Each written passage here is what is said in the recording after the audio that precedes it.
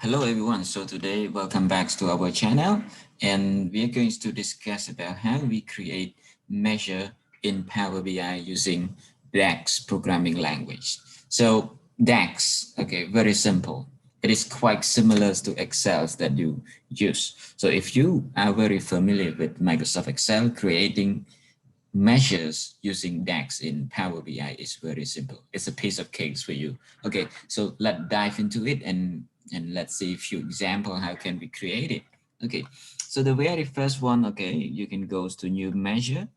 Okay, so let me create probably 4 or 5 measures. Okay, so the first one, let me call dynamics title. Okay, dynamics title. Okay, so basically, let's write a basic DAX first, and then we go to another levels that we use the variation. Okay, so the first one, for example, let me create as a report.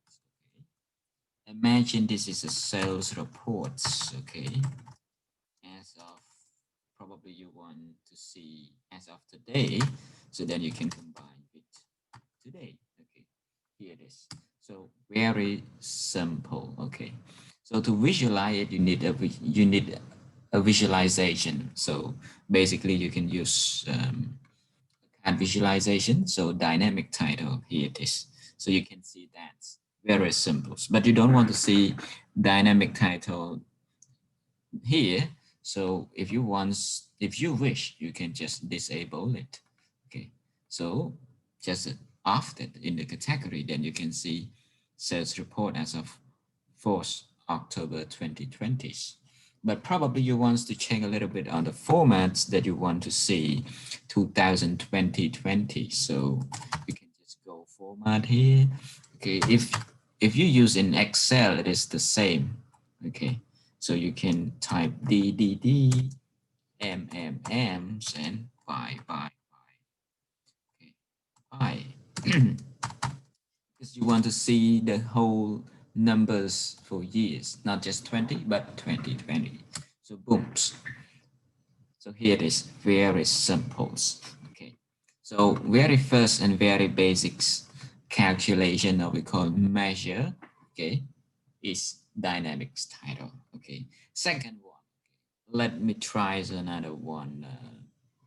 For example, let's call it, okay, sales in 2020. Okay, so if you wish to see only the sales in 2020, you can use the measures to create it. Okay, instead, because this is a big data, so it's not only the data that you get from 2020s, but it's also from other years as well. So if you want to create just a very specific measure for 2020s, we can create one. Okay, for example, let's call it sales. Okay, 2020. Okay, so in the previous calculation, we used a basic one, but this time, let's do it in a very, okay, probably intermediate levels. So let me declare a variable, the first one, which is, okay, var.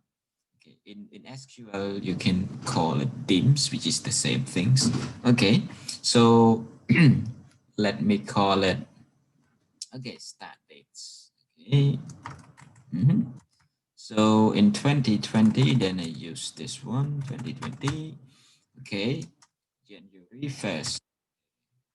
Then you create another one, probably end dates. Okay, it depends on what you call it. You can type it dates 2021. Sorry, okay, 2020 12 31st. Okay, so this from start to end. Then you may need another calculations. Okay, you can call sales 2020, which is equal to calculations. So you need to sum all the gross sales together, and then you need the filters. Okay, so in Power BI, there are many options. There are many, kind of features available, which are very awesome. So for example, dates between. Okay, so in this case, you want a very specific filters between start date to end date. So then So from our tables, okay, we have our dates. So we just put that one in, and then start date, which is what we have just declared the variable since we start.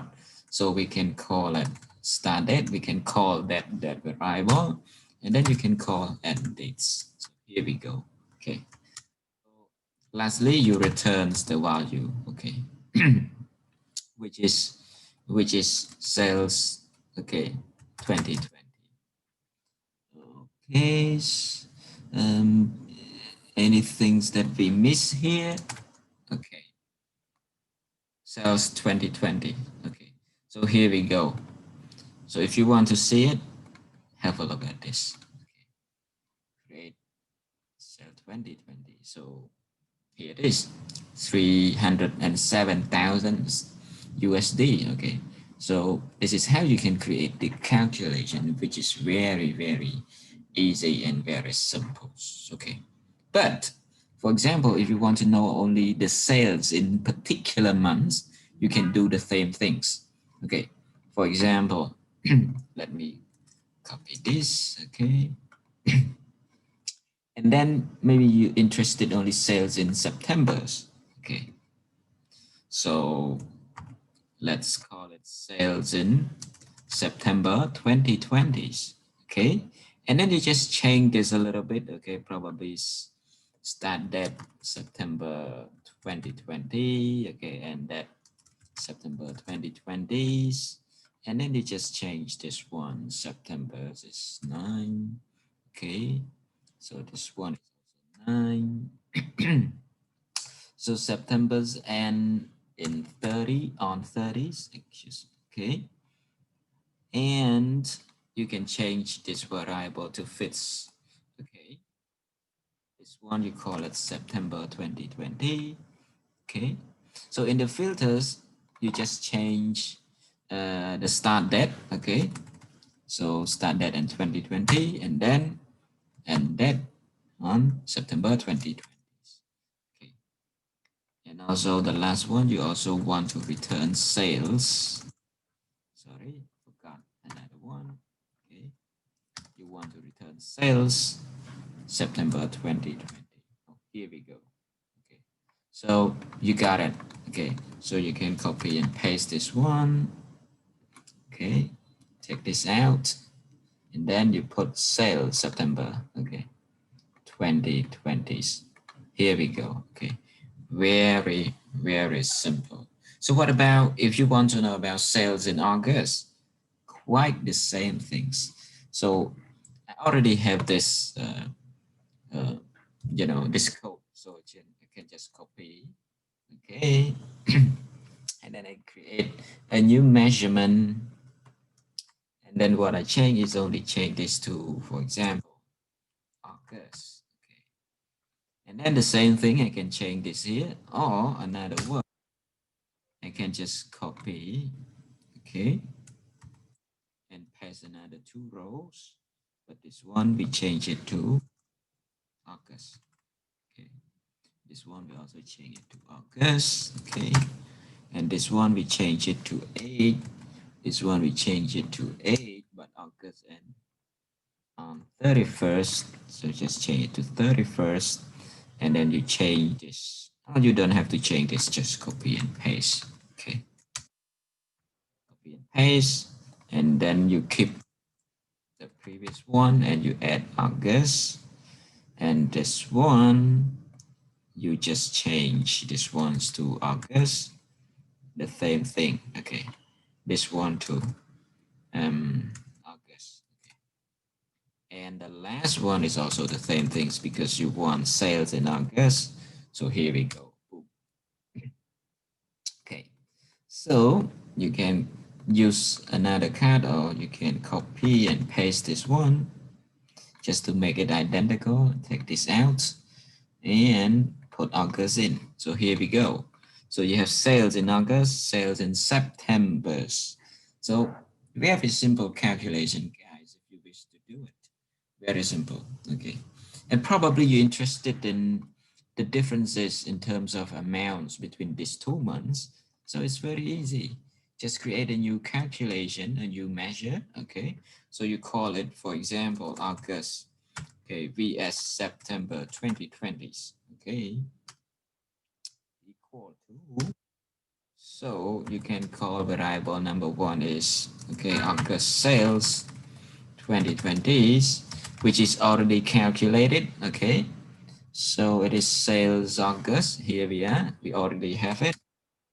Then you create another one, which is September's sales 2020. Okay, then you just call it, which is this one, because we already did it. And then returns values. So to know the differences, you want to know only the amounts differences. So you can take September's, okay, September sales minus August sales. Okay. So one you already declares the variable, when you just type in, you will see x and y as this because it's already there. Okay, very simple. So here we are. Okay, so a new calculation came in. Here we go.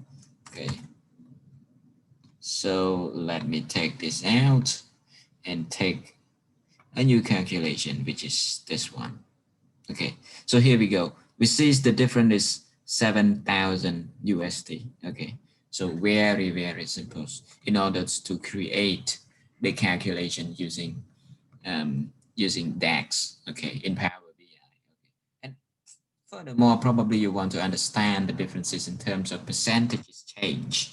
Okay, so if you want percentages change, you can just go, okay, for example, you already have this, you don't want to change anything on the amounts, okay, but you can create another measure again. Okay, I just paste this in, but okay, this one I call it probably percentage change. Okay, percentage difference. Okay, so in order to get the percentage differences, what you want is only the same things. You want to return this, but you need to divide it by the August sales. Okay, because you want to understand between September's and August. Okay, so here it is.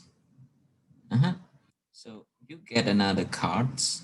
Okay, put it somewhere you wish to, and then just where is your calculation is percentage differences. So here it is. Okay, so you want to visualize it in terms of percentages. So it's a lot of jumps between September's and between August and September. So the jump is, okay, August is only 21K, but in September is 28K, which means that the sales grow by 7,000, which is equivalent, which is quite, if it calculates the changes based on this formula, it's 37% increases. Okay, so by the way, this one is depends on how you calculate uh, the percentages change, because some peoples or probably some organizations would not take August sale as denominators. Probably they want an average between uh, August and September. So you can also do the same thing if you wish to. You can just add this, okay, September's, okay, and then you divide this by 2, okay, is also okay, but you will see a little bit different results, which is only 31.47%. So this is how it is. So calculation is very simple.